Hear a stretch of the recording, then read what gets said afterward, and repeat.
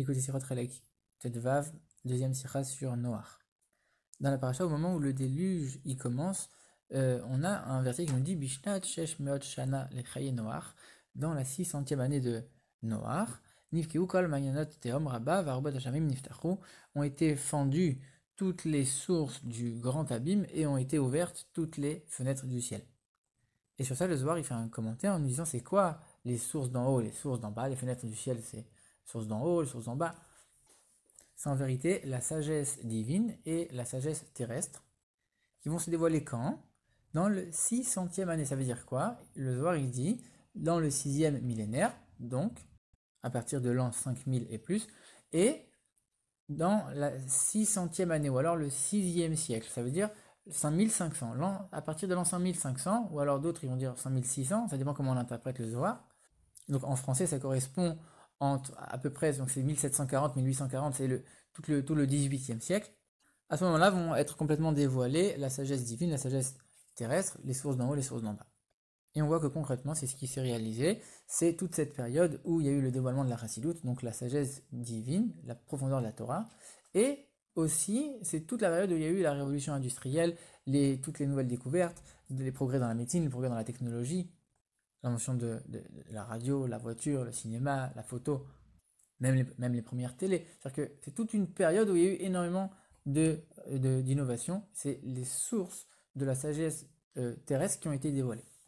Rabbi précise même que quand on est venu voir le Tzemar Tzedek en disant que l'année 1848, pourquoi Mashiach n'était pas venu alors que c'était annoncé, il dit que comme l'Écoute Torah a été imprimé, alors c'est une partie du dévoilement de Mashiach. C'est qu'on sait que Mashiach il va se dévoiler d'une manière où on va comprendre et intégrer tous les dévoilements, que la terre sera remplie de la connaissance de Dieu, et que nous on doit commencer à intégrer en comprenant.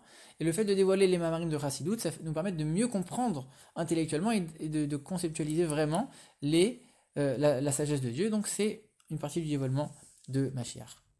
Alors on comprend que la sagesse de Dieu qui se dévoile, ça nous amène à Mashiach. Comme le Zohar nous dit, ça nous prépare au 7e millénaire, tous ces dévoilements-là. Mais en quoi le dévoilement de la sagesse terrestre, ça nous amène à Mashiach, ça nous prépare au 7e millénaire? En quoi? Surtout qu'en plus le Zohar il le dit dans une seule et même phrase, comme si c'était une seule et même chose. La sagesse divine, la sagesse d'en bas, les deux s'amènent à Mashiach. Pourquoi? Comment? Alors le Rabbi rappelle que la Torah commence avec Bereshit, Bet Reshit. Bishvil Israël ou Bishvil la Torah Shenikre Reshit. Qu'en vérité la Torah et Israël sont appelés Reshit.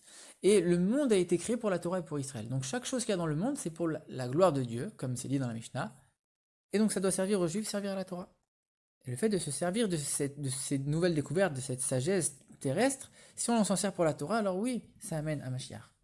En ce qui concerne l'étude des sagesses elles-mêmes, le Rabbi dit, attention, comme on voit que dans la Norzakan, il dit c'est que certaines âmes particulières qui peuvent étudier, comme le Ramban, etc. Ça c'est un autre sujet. Le Rabbi, il ouvre aussi une autre parenthèse en disant que c'est évident que ça ne veut pas dire qu'il faut se lancer dans ces études-là et rentrer dans l'université, où dans la majorité des universités, on va inculquer le contraire de l'existence de Dieu.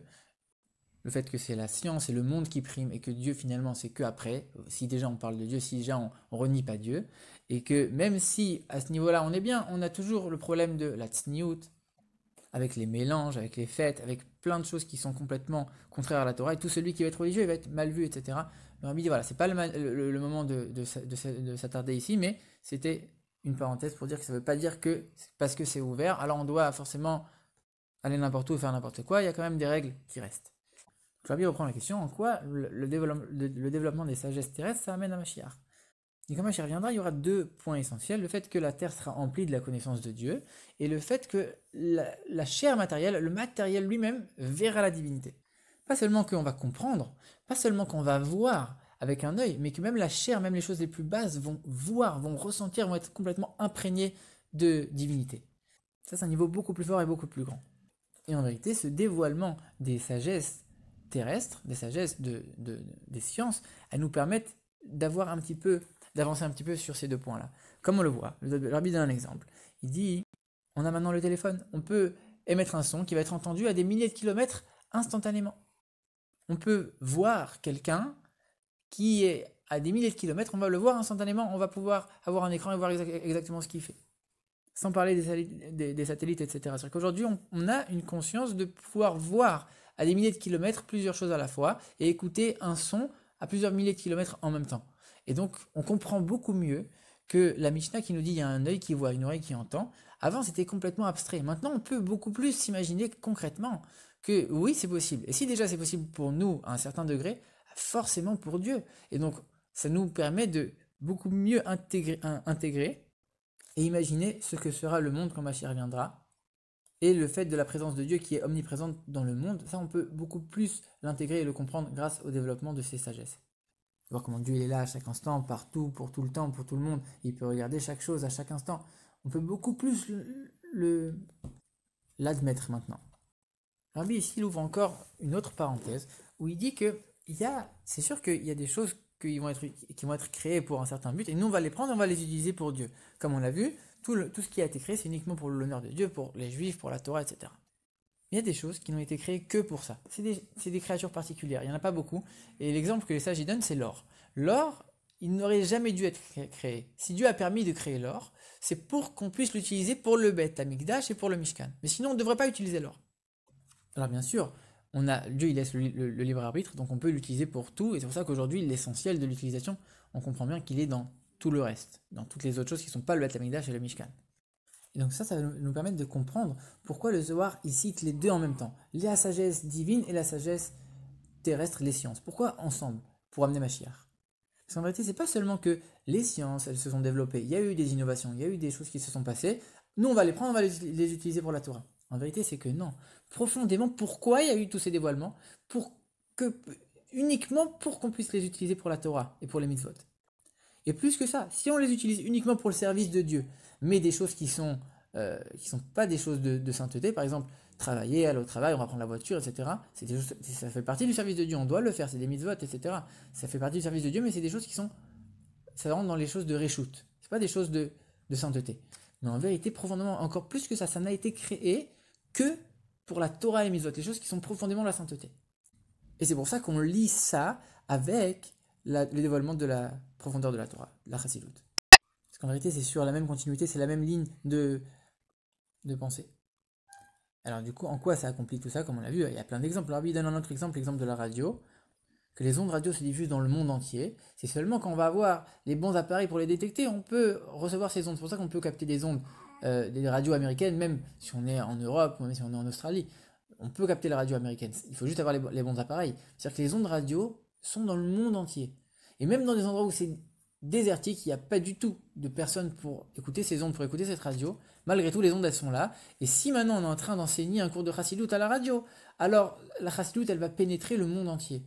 Même s'il n'y a personne pour la recevoir. Ça, c'est la terre qui va être remplie de la connaissance de Dieu. Donc ça a déjà commencé à être accompli. Après, il y a le deuxième point, comme on l'a vu, c'est de recevoir, que la chair va voir la divinité. Ça, c'est quand quelqu'un il va écouter, il va intégrer, il va comprendre les leçons qui sont données, etc. Que l'onde radio, on va l'entendre matériellement dans certains endroits et on va en tirer quelque chose.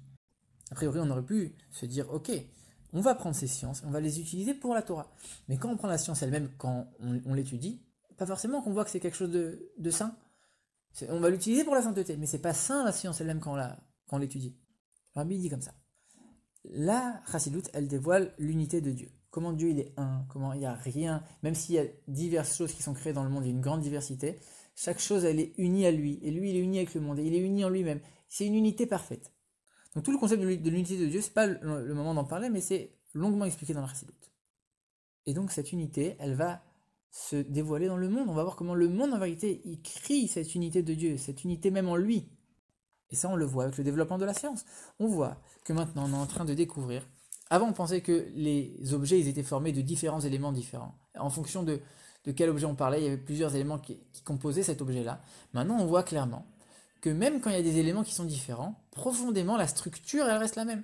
On a un noyau avec des protons, avec des neutrons, avec des électrons qui tournent autour.